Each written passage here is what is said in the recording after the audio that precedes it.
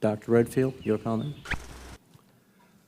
I'm not going to comment directly about the president, but I am going to comment as the CDC director that face masks, these face masks, are the most important, powerful public health tool we have. I've said it, if we did it for 6, 8, 10, 12 weeks, we'd bring this pandemic under control. These actually, we have clear scientific evidence they work, and they are our best defense. I might even go so far as to say that this face mask is more guaranteed to protect me against COVID than when I take a COVID vaccine, because the immunogenicity may be 70%. And if I don't get an immune response, the vaccine's not going to protect me. This face mask will. Do any of you remember this? Just wondering if you remember this. Particularly the 18. Okay, so I'm not sure if anybody has seen this, but this is absolutely unacceptable. This is too bad, but this is probably because there's a lot of people talking, and there might be results out there that are positive.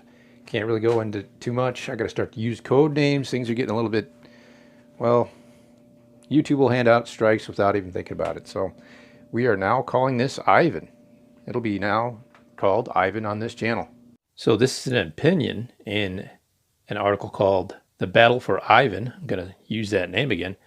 It's on a website called Your Observer, and it talks about a Dr. Paul Merrick.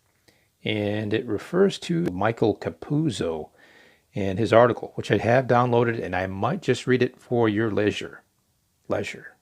Leisure. I guess the doctor made the statement. And it states that if I were universally distributed at a dose that cost 10 cents, that's 10 American cents in India, at about the cost of a Big Mac in the United States, which is around $4 to $7, depending on what state you're in. And that is how much Ivan should cost, not $20. And it says here that if it costs that much here in the United States, it would save countless lives, crush variants, eliminate the need for endless big pharma booster shots, and end the pandemic all over the world. So I'd like to welcome all new subscribers this year. Sam, Allison Bond, Montine, Jan, Cynthia, Felicity, Art, Diamond, William, and Michael. If I didn't say your last name, it's because I didn't want to chop it up too much. These are a couple dates here that I felt under the weather. I did the usual thing. Took a bit of antihistamine, a bit of ibuprofen. Always go super, super low. I got to go low. And like I said, the antihistamine thing. So anytime I have a problem breathing, it's usually kind of an asthmatic thing. And it's brief. Well, within a half an hour, I think I usually have any symptoms of that kind of just disappear. So that wasn't the case in this day.